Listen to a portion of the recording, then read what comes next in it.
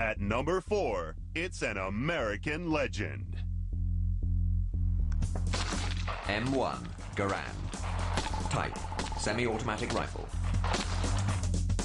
Country of origin, United States. Caliber, .30-06. Cartridge capacity, 8 rounds. Muzzle velocity, approximately 2,838 feet per second. Rate of fire, 30 rounds per minute.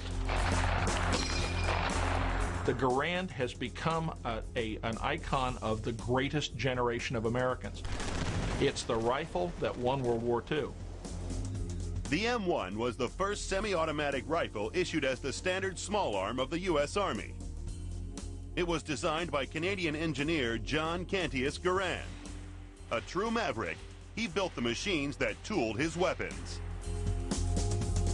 John Garand is working for Springfield Arsenal and comes up with this idea of a semi-automatic weapon.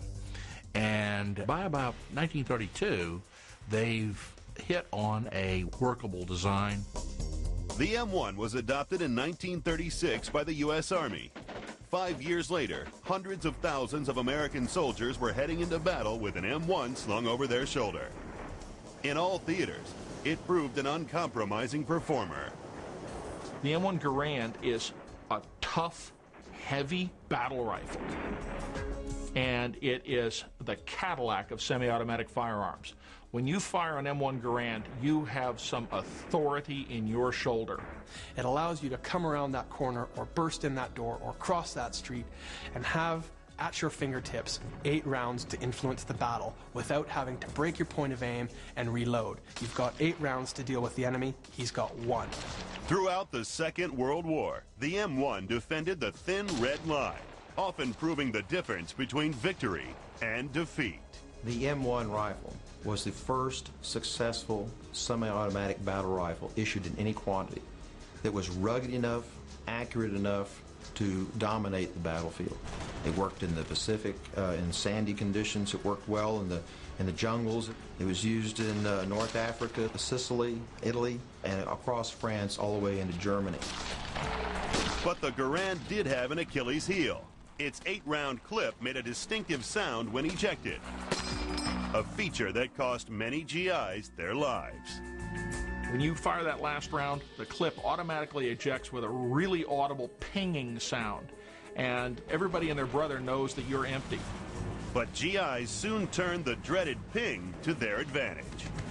One of the common tricks was to load with a full clip, take an empty clip, and throw it down on the ground, because that's the sound it makes. And when the other guy would stick his head up, you shoot him. But despite its limitations, the Garand continued to see service. M1s were still being used in the Vietnam War in 1963, even though it had been officially replaced by the M14 rifle. When the Garand was finally put to bed, over 6.25 million had been manufactured. General George S. Patton at the end of World War II stated it was perhaps the greatest battle implement ever devised. That's quite a bit to say about a foot soldier's rifle, where you've got atomic bombs and you've got 4-engine bombers and parachute divisions and artillery and everything. The Garand scores high in innovation and combat effectiveness. Handling and accuracy are good, but service length is average, leaving the M1 at number 4 in our list.